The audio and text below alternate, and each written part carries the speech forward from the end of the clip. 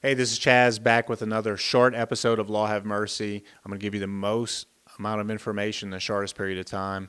This one is a good one, okay? So I'm going to bring you some true experience I've had. I've had all three of these issues pop up in cases. And so what I'm going to do right now is arm you with the three things you should never say after a car wreck. Three things you should never say after a car wreck. All right, and I've had experience with all three. Now, I've been able to fix it, but why fight a battle that we shouldn't have to? All right, so I'm going to pre-arm you with this legit information. All right, number one, after a car wreck, never say I'm sorry, right? What do you mean? Well, some people just apologize, just say I'm sorry. I'm sorry this whole situation ever took place. All right, you're just trying to say that this really shouldn't have happened. Even though you're not at fault, you're just like, sorry that it happened. Okay? If you start saying that, a police officer is going to assume that you're apologizing because you're at fault. And they'll catch that on a body cam, a dash cam, a witness could overhear you saying that, and all of a sudden it makes like you're at fault because why would you be apologizing? Well, you didn't really mean it that way, but it's being construed against you. So never say I'm sorry or apologize at a wreck because that is an admission of guilt or it could be perceived as an admission of guilt. I've had it in a case. It was not fun. We got it right, but why take that chance? Number two, never say I'm okay or I'm not hurt after a wreck because you don't know, right? Adrenaline's pumping. What you mean when people say I'm okay, it means that it doesn't really mean that you're okay. It doesn't really mean you're fine. It doesn't really mean you're not hurt. It just means like my arm's not missing. All right, I just survived a wreck and I'm not dead. I'm okay. That word okay or I'm not hurt really minimizes the reality of the situation, okay? You could be dealing with adrenaline, right? Which our bodies are programmed that when our adrenaline is jacked up, we're not perceiving certain pain that we may have. So the minute you get home, the minute you wake up in the morning the next day, your neck's hurting, your back's hurting, your shoulders hurting because that adrenaline came down. Same thing happens to me as a runner, right? When I'm running a marathon, I don't feel pain. The next day, though, I can't get out of bed. My adrenaline's jacked up, okay? And also, when you say I'm not hurt, you may mean not hurt enough to take the ambulance, not hurt enough to go to the emergency room, but that doesn't tell the whole story.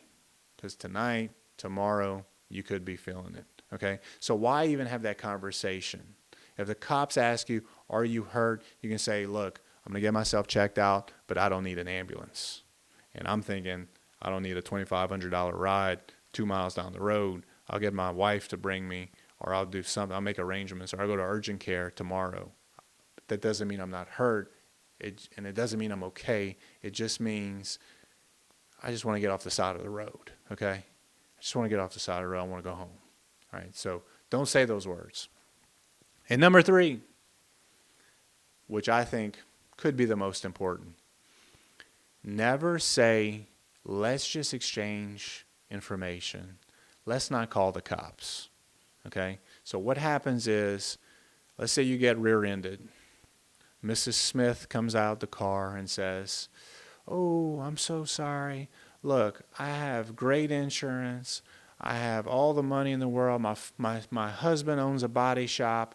We don't really need to call the cops, do we? We don't need to stay here for 2 hours on the side of the road waiting for the cops.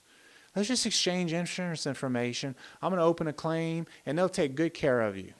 My husband will fix your car. I'll send you a check. Just here's my phone number. Here's my insurance information. Let's not wait on the cops. Wrong. Bad move. Because when Mrs. Smith gets home, her memory gets a little different. And she thinks you might have backed up into her. And at least that's what she's telling her husband because her husband's pissed that this whole situation happened. Mrs. Smith starts thinking about her insurance rates going up, right? Things change. And guess what? Newsflash, people lie, right? So if you call the cops, if you call 911, they come out to the scene, there's going to be a police report prepared. prepared. There's going to be police officers that conduct an investigation. They get all the insurance information. They get all the contact information. And it's nice and neat and convenient. And we can give that to the insurance company that's prepared 5 to 7 days after. Don't allow someone who just wrecked into you determine how this is going to go down. We have cops. We all pay taxes. Police are trained. They can do the job for us. All right. So never say, let's just exchange insurance information, or we don't need to call the cops. All right. Those 3 things, priceless information. We can get past them all. It's a dogfight. Why go through that? Okay. Hope this helps. Stay tuned for more.